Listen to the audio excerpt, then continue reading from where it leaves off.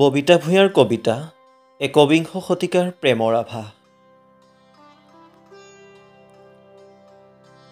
তোমালৈ মনত পৰিলেই ইণ্টাৰনেটৰ পৃথিৱীত তৎকালীনভাৱে পাইচাৰি কৰোঁ আৰু তোমাক চাৰ্চ কৰোঁ।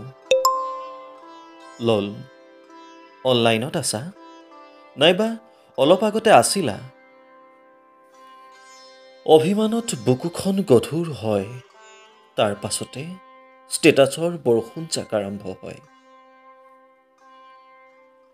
মোবাইলত স্পেচ নাই, তথাপিও গেলাৰীত অজস্ৰ মেমৰি বৰ সযতনে ৰাখিছোঁ। ক'বলৈ লাজেই লাগে, সেয়াই চাগে এটাচমেণ্ট। প্ৰেম বুলি নকওঁ, মিছাতে প্ৰেমক অপবিত্ৰ নকৰোঁ।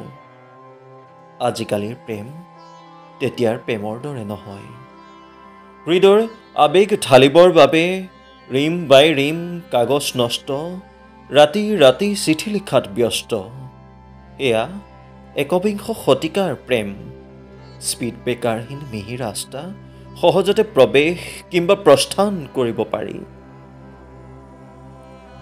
ইণ্টাৰনেটৰ মজিয়াত প্ৰেমিক অভিনেতাবোৰৰ বাৰ্তালাপ প্ৰথমে হাই, হেল্ল', গুড মৰ্ণিঙৰ পৰা আৰম্ভ কৰি গুড নাইট পৰ্যন্ত ভাল বেয়াৰ খবৰ, কেনে আছা, কি কৰিছা, তাৰ পাছতে প্ৰেম নিবেদন।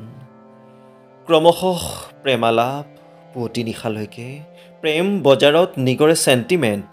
কেতিয়াবা আকৌ বিক্ৰী হয় সুলভ মূল্যত। ইমজিবোৰত প্ৰেমৰ ভংগীমা প্ৰকাশ কৰিব পাৰি, পাৰ্চেণ্টেজ জুখিব পাৰি আৰু ক্ষিপ্ৰতাৰে আঙুলিৰ হেঁচাত মোহাৰিও পেলাব পাৰি। এয়াই আজিকালি প্ৰেম, সস্তীয়া প্ৰেম।